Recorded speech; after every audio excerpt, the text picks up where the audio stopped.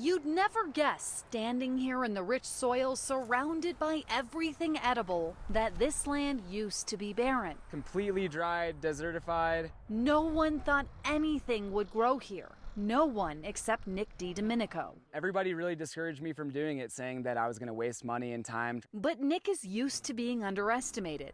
Here on Elk Run Farm just north of Boulder, proof that even barren land can bear fruit. The first thing I did was run pigs in this whole area for maybe 2 years.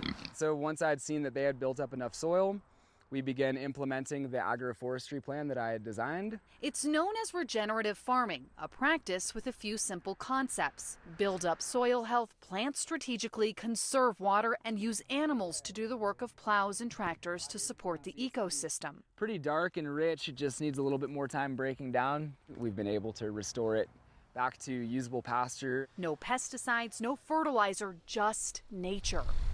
And it all centers around trees. The way that we see it, the trees are really anchoring the ecosystem. 2,000 planted on this property alone, a property with no water rights in an area that's becoming more drought prone.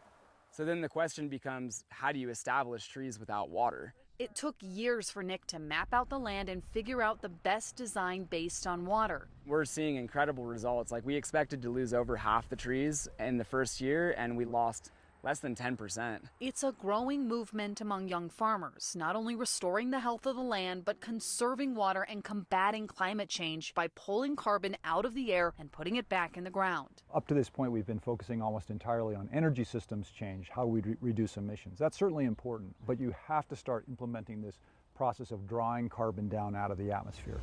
A recent UN report found that the world's food systems are responsible for 1/3 of global greenhouse gas emissions, and the majority of that comes from agriculture and land use.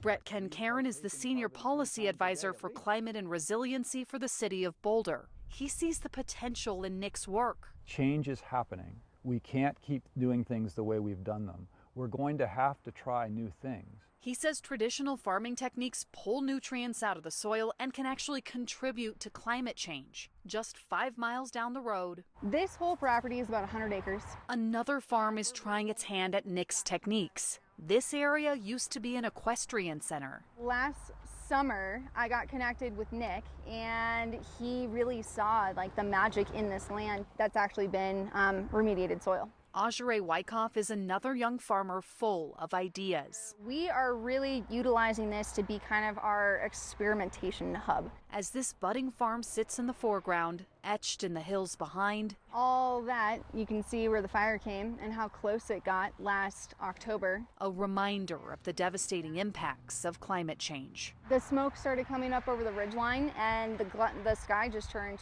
dark black.